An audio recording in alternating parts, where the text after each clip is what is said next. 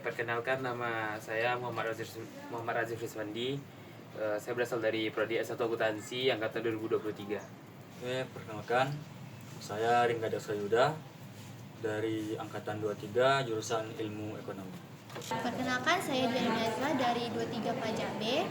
Saya Intan Priyatni dari jurusan D3 Perpajakan angkatan 23. Perkenalkan, nama saya Mutiara Nurialdi, saya dari Prodi S1 Akuntansi angkatan 2025. Nah, kalau untuk penerapan teknologi dan juga komputer di bidang akuntansi itu berguna untuk membuat laporan keuangan. Nah, itu menggunakan software dia. Kegunaan teknologi itu ada e-commerce, itu kan juga termasuk dalam lingkup ekonomi.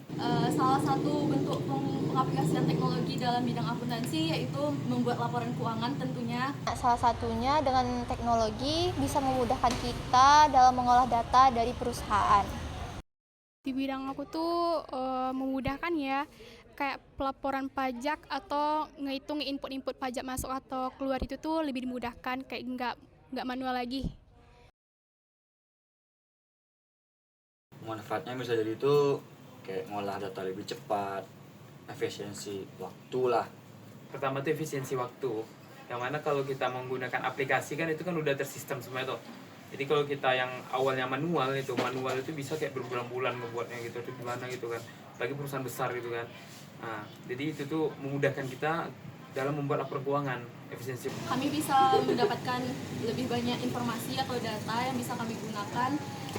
Nah, di pajak itu sekarang kita tidak perlu repot-repot lagi mengurus pajak ke kantornya. Bisa melalui aplikasi DJP.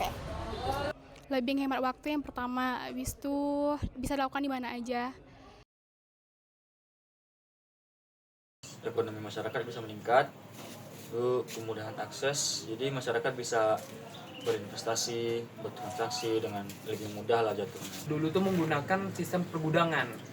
Nah, kalau sekarang menggunakan cloud aja gitu. Teknologi memudahkan kami dalam melakukan pencatatan laporan keuangan menggunakan aplikasi yaitu Microsoft Excel. Salah satunya kita tidak perlu repot-repot lagi untuk sampai ke kantor pajak tersebut. Kalau untuk pelaporan atau pemungutan tuh kita ada buku-bukunya, yang buku laporan, buku ininya. Tapi kalau sekarang kan bisa satu aplikasi aja, bisa pindah-pindahan gitu. Ada beberapa orang yang tertinggal dalam segi teknologi, terus isu keamanan sama privasi juga riskan. Membuat persaingan kami ini lebih tinggi gitu. Karena adanya efisiensi itu tuh mengurangi sumber daya manusia yang digunakan.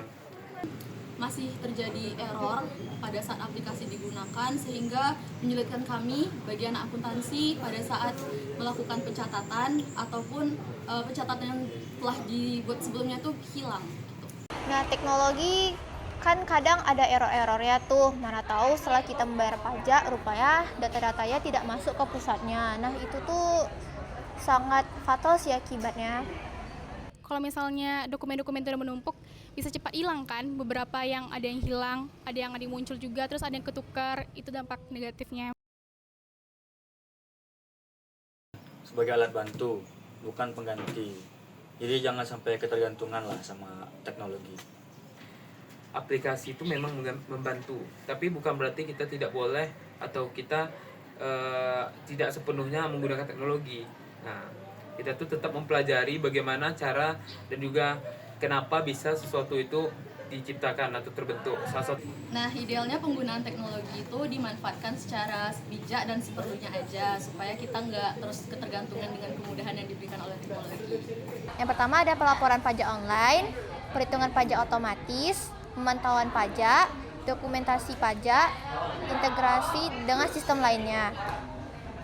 Dapat mengurangi kesalahan dan meningkatkan akurasi. Yang kedua itu ada bisa pemantauan pajak yang telah dibayar dan masih harus dibayar sehingga memudahkan pengelolaan pajak. Yang keempat itu bisa dokumentasi, membantu menyimpan mengelola dokumen pajak. Yang kelima integrasi dan sistem lainnya.